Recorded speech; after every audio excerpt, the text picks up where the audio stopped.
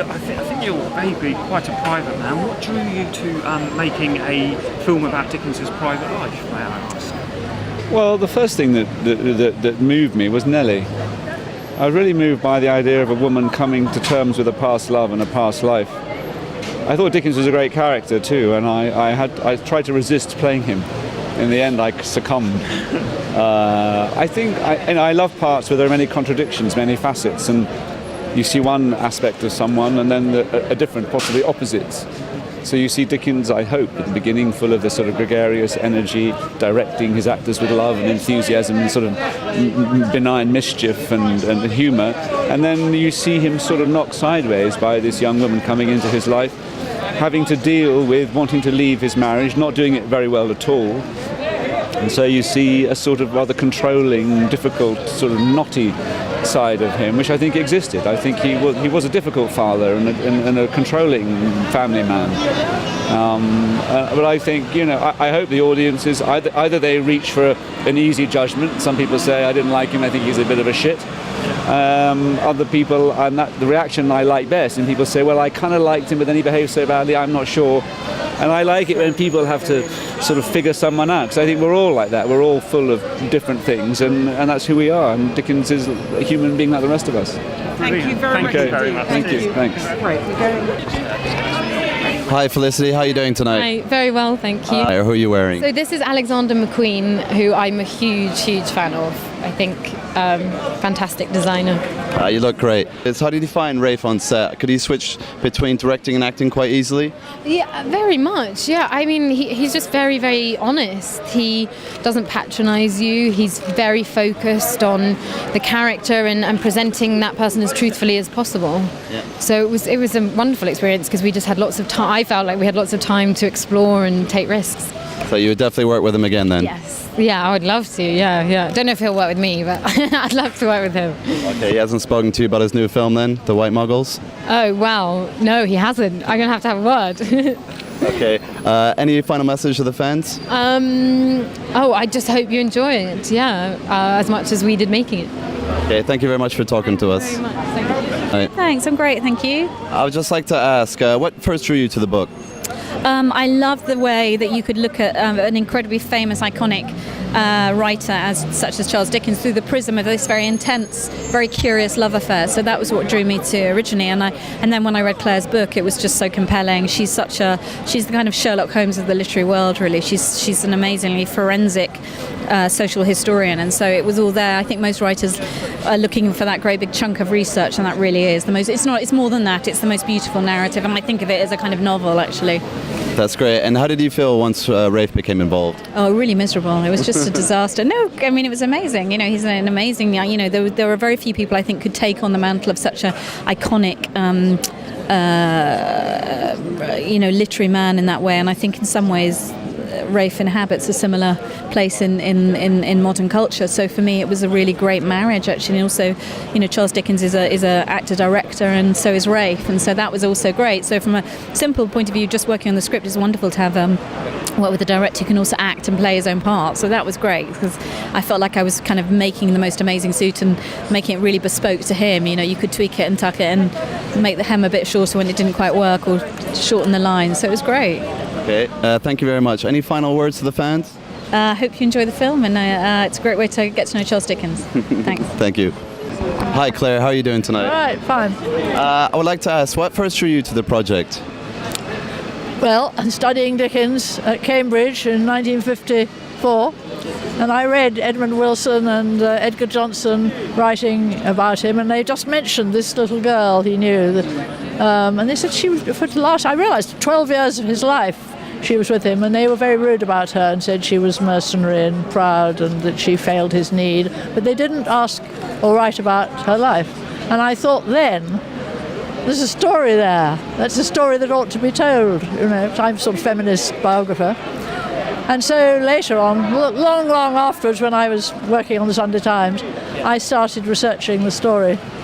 And I found that it was an amazing story. And the whole business of her reinventing herself after he died. But also the fact she was a a theatre girl. She'd been on the stage when she was 2. She and her sisters. In those days you were in an acting family. You did it from childhood, and those sort of theatrical women had completely different ideas about life from English ladies. And I think Dickens was tremendously drawn to her. Her father had died, so she was, as it were, an orphan. She was hardworking. She lived in the world that he loved, the world of imagination and fancy. So she sort of, everything about her drew him to her.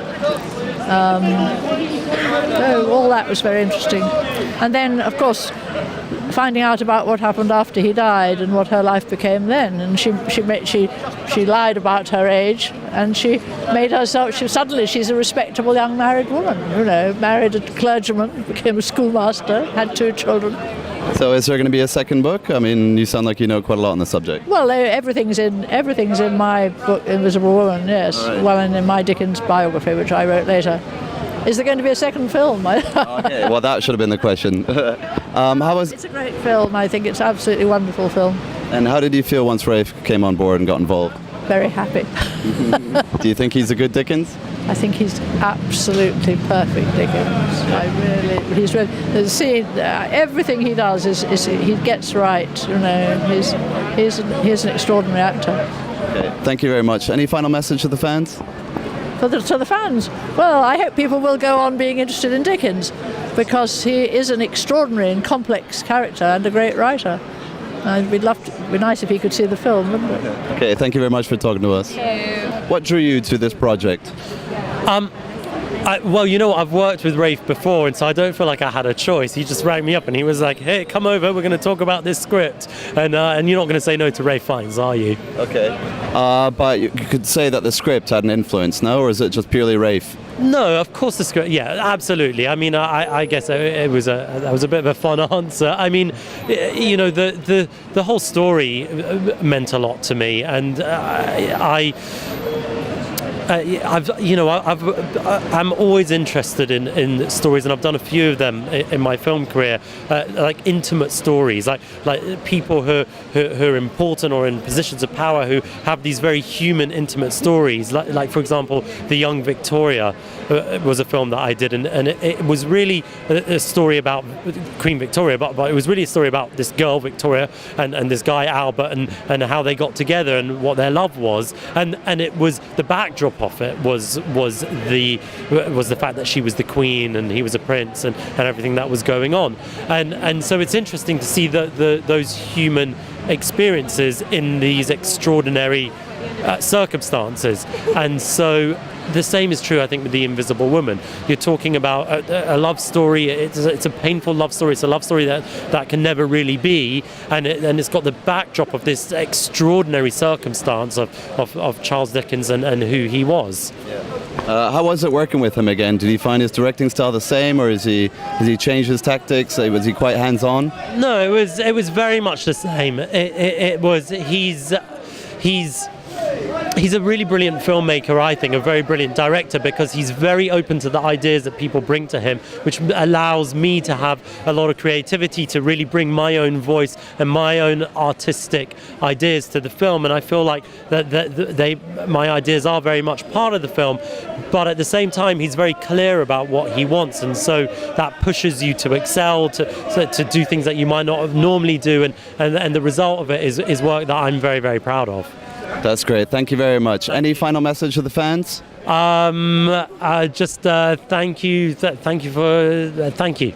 Okay, cheers. Yeah. Hi, Gabby. How are you doing tonight? Good, thank you. What attracted you to this book, the project? Well, it was initially Abby Morgan's screenplay. That's what I first read, and then after that, I just thought this is an amazing story, and then I read the book. So but it was her screenplay that sort of started the whole thing. I'd really like to know, how did Rafe become involved? I gave him the screenplay because I thought actually that it was a world that he would be potentially drawn to, and that he would understand, and he did. And so actually I gave him the script, and then I gave him the book that I'd read, and then it sort of all went from there, and then we just started the work. Okay, that's great. Any final message to the fans? Go and see the movie. All right, thank you very much, Gabby.